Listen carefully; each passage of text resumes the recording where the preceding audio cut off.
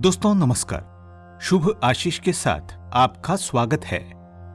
जैसे कोरोना महामारी के काल में लोगों को संक्रमण रोकने के लिए क्वारंटीन या आइसोलेट किया जा रहा है, ठीक उसी प्रकार हमारे सनातन धर्म में सदियों से इस प्रकार के संभावित संक्रमणों को रोकने के लिए जिस व्यवस्था का अनुपालन किया जाना आवश्यक होता था, उसे सूतक कहा जाता है। शास्त्रों के अनुसार शौच मुख्य रूप से दो प्रकार का माना गया है। पहला, जनना शौच। जब परिवार में किसी का जन्म होता है तो परिवार के सदस्यों को जनना शौच लगता है। उनको 10 दिन के लिए सूतक लग जाता है। इस दौरान परिवार का कोई भी सदस्य धार्मिक कार्य नहीं करता है, जैसे मंदिर नहीं जाना, पूजा पाठ नहीं करना। दूसरा है मरणा शौच।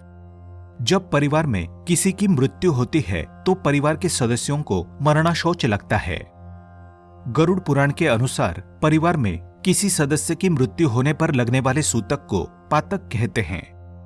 दोनों ही शौचों में सूतक का पालन करना अनिवार्य है। इसके अलावा ग्रहण में, चाहे सूर्य ग्रहण हो या चंद्र ग्रहण, उस दौरान सूतक लगता है। ये सूतक ग्रहण काल के ठीक 12 घंटे पहले लग जाता है और ग्रहण समाप्ति पर खत्म हो जाता है। इस सूतक काल के समय भोजन पकाना और खाना नहीं चाहिए। भगवान की मूर्ति और तुलसी को स्पर्श करना वर्जित होता है।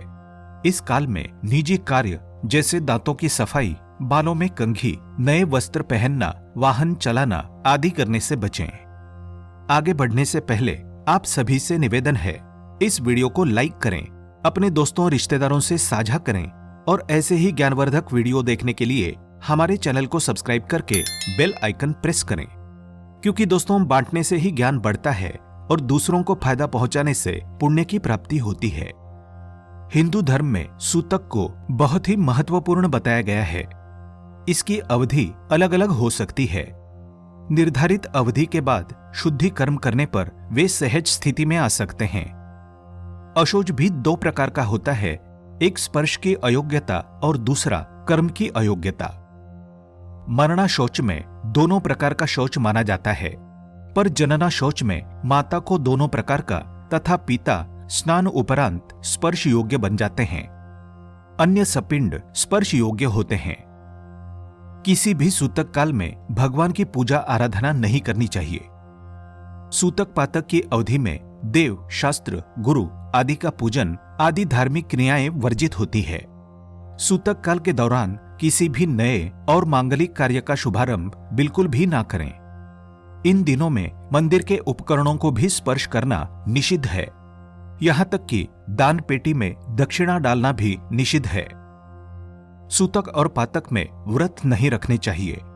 यदि व्रत के आरंभ के पश्चात सूतक या पातक आ पड़े तो व्रत का त्याग नहीं करना चाहिए, लेकिन पूजा अर्चना स्वयं नहीं करनी चाहिए।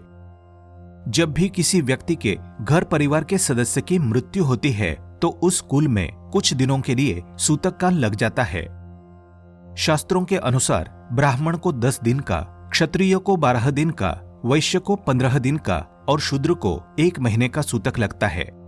लेकिन आजकल ये माना नहीं जाता और विशेष परिस्थितियों में चारों वर्णों की शुद्धि 10 दिनों में ही हो जाती है तथा त्रयोदश संस्कार के बाद पूर्ण शुद्धि हो जाती है। परिवार में देवताओं की पूजा आराधना इसके पश्चात ही की जाती है, जिसमें सर्वप्रथम भगवान विष्णु की पूजा अथवा सत्यनारायण कथा का श्रवण अनिवार्य रूप से किया जाता है। किसी कारणवश सूतक काल के 10 दिनों के अंदर परिवार के किसी और सदस्य की मृत्यु हो जाए तो पहले सदस्य की मृत्यु तिथि के अनुसार ही दूसरे सदस्य के सूतक का भी समापन हो जाएगा। शास्त्रों के अनुसार पहले लगा हुआ सूतक 10वें दिन की रात्रि के 3 प्रहर तक किसी की भी मृत्यु हो तो पहले के 10 दिन के अतिरिक्त 2 दिन तक का ही सूतक लगेगा। किसी कारणवश मृत्यु दिवस के दिन दाह संस्कार ना हो सकें तब भी मृत्यु दिवस के दिन से ही सूतक काल को गिना जाता है। अग्निहोत्र करने वालों के लिए सूतक काल 10 दिनों तक के लिए ही माना जाता है।